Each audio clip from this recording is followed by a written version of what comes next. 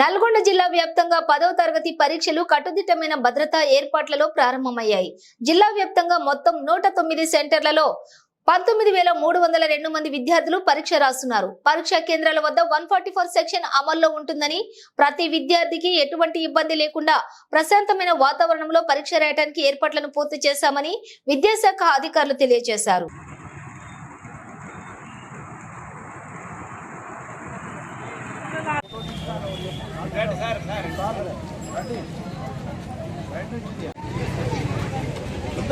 Late చేయదు, పడేయద్దు.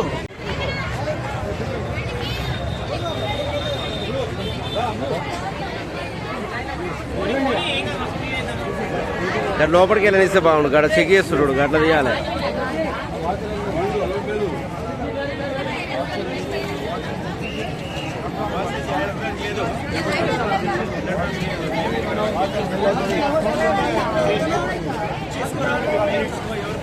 అన్నా